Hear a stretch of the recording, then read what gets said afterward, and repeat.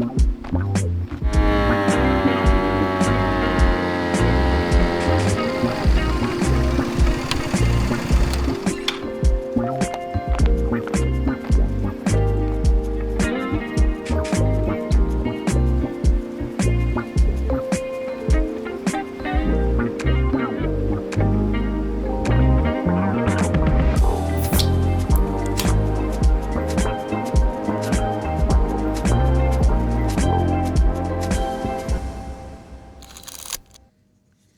actually only paid $2. $2 for this lens. I was on a trip to Bangkok last year and I found this crazy market where they have all of secondhand gear, lenses, camera, pretty much anything you can imagine. And I walked around for about an hour, 2 hours maybe, and I wanted to find something unique. I wanted to find something that I would actually use. And I found a bunch of lenses that I wanted to get, but then I decided on specifically a few, and this one in particular was probably my favorite. This is the Canon 28mm FD 2.8. This is one of the most famous, most recognizable, most used vintage lenses that are out there. This whole series of Canon FD lenses are beautiful, are crisp, the bokeh is nice, the color are beautiful, they have a beautiful glass, they're light, they're cheap. There is so many upsides to these lenses. And as soon as I saw it, I got an adapter, I tested it, turned out to be in perfect conditions. I could not believe it. It was perfect conditions. And everything just works perfectly. The aperture ring works, the focus is silky smooth, and I was just stoked. And I was like, well, you know, I paid $2 for this, and I paid like $800 for my main lens. So, you know, bit of a difference there. But why would you need a vintage lens, and why is owning vintage lenses is so important? So this is what we're covering in this video. The reason why I love vintage lenses is very simple, and I'm gonna tell you right away. The reason is they are unique. When we're shooting with these lenses that anyone can buy, like this Sigma 2470 or whatever lens that you're shooting on, anyone can own the same lens, they all look the same. When we're talking about vintage lenses, they're very unique because every single one of these lenses, they don't really look the same because, you know, it's been like maybe 10, maybe 20, maybe 30 years that they've been thrown around. So there's some scratches, they lost a bit of focus, they're not perfect anymore. So there is so many different things, as well as the look that was going a few years ago, like 30, 40 years ago, 20 years ago. It's a lot different from the perfect, crispy, sharp look that's going on right now. And this is why I actually think vintage lenses are amazing for filming, because it gives a very unique feeling, a very cinematic feeling to no matter what scene you're shooting. And this lens is the perfect example, as well as being 2.8, which means it's amazing in low light, but also being 28mm, which is a very unique focal length because everything looks nice.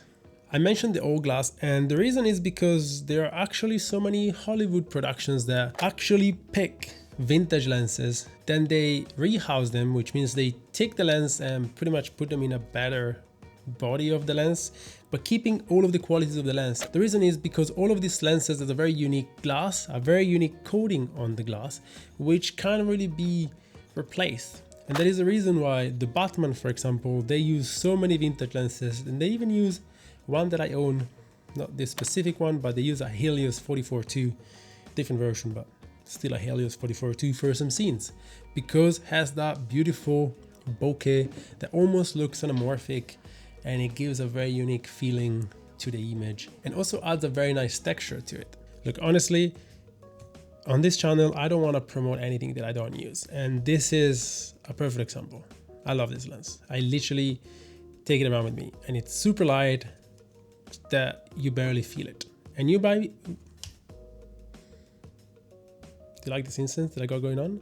I think it's pretty cool. Adds a bit of a crunchy smoke look to the frame, and I think it looks cool, and it smells amazing. If you've ever been to Bali, oh my god, these things are the cheapest thing you can find, and it just smells like, oh, it's so good. It's so good. Going back to talking about the lens. So I was saying that this lens is so light, you can literally just throw it in your bag and don't even feel it. I bought a cheap adapter out of Tokopedia, which is the Indonesian Amazon. And as you can see on the top, we have 1, 2, 3, 4, 5, 6 step-up rings. The reason is because I shoot on the Sony a7S III, which doesn't have internal NDs. So I have the NDs that I have on right now, which is an 82mm ND, the biggest usually you can find. So I use the step-up rings to be able to use my ND filter on this lens without buying another expensive ND filter. So if we take away, here we go. We take away this, we take away, oops, I don't really understand now. Oh, here we go. We take away everything. This is the adapter. This is the lens. Look at this. Isn't this crazy? Isn't it crazy how small this thing is? I don't know. To me, it's mind-blowing. Not gonna lie. Just like that, it becomes...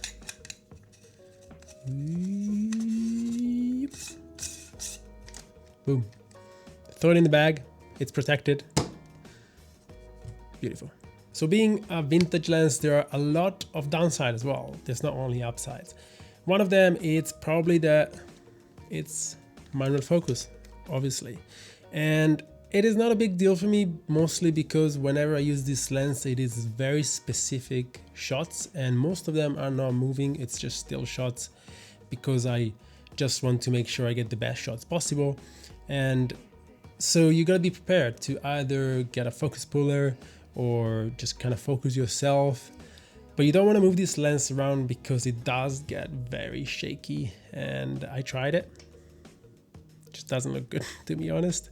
So I definitely would not recommend going handheld too much with this. I generally go handheld and have a still frame with it. You just gotta go like this, hold the camera down, or put it on a tripod, or put it on a gimbal. On a gimbal, it is a bit tricky because obviously I kind of set the focus distance first and think about the shots I want to get, and then trying to keep the subject within the distance, or maybe I step up to like f4 or f5.6 just to make sure, you know, not something is in focus that I don't want to be in focus, and you know, vice versa. So, you know, here's some tips, but I definitely would not recommend just running gun with this and handheld it because it just really doesn't hold. It just shaky as hell. This small short film that I just played at the start of this video, it was a perfect example for everything that we just covered. I planned every single shot to be pretty much still or to be very static, and then I planned to use this lens accordingly. And as you can see, if you use it the right way for the right shots, this was all shots on this lens, but I probably would have picked to shoot on a different lens if I had the choice to shoot a bit of a sequence with this lens, a bit of not. But in this example, I shot everything with it and it came out amazing. So if you know how to use this lens, you can get beautiful images, very unique, very, very different from a classic, you know, photography lens. I also focus a lot on storytelling because, as you know, in filmmaking, storytelling is pretty much everything we care about.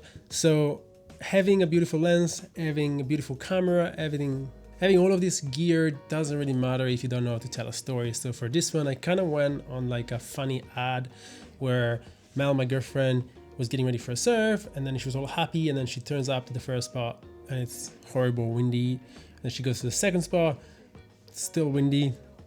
Goes to the third spot, still windy, which is actually very rare here in Bali because we live in a peninsula where we live, and it's always offshore somewhere, which means there's always good wave somewhere. But this was just a funny example of a day that, you know, whenever there's south winds, which is very rare, but whenever there is south winds, it kind of sucks out here to surf. So yeah, then she just cracks the beer open and goes on with life. So all in all, that's everything. Hope you guys enjoyed this little review talking about how to create cinematic footage using this beautiful, oh, I broke it. No. Oh. Too many things are moving. I got it. I think I got it. I think I got it. I got it. Nice. It's back on. So yeah, hope you guys enjoyed it. If you did, good for you. If you didn't, yeah. So I recommend checking out this lens, Canon FD 28mm 2.8. You can probably find it on Amazon or eBay or any secondhand stores, or you can just fly to Bangkok and go to the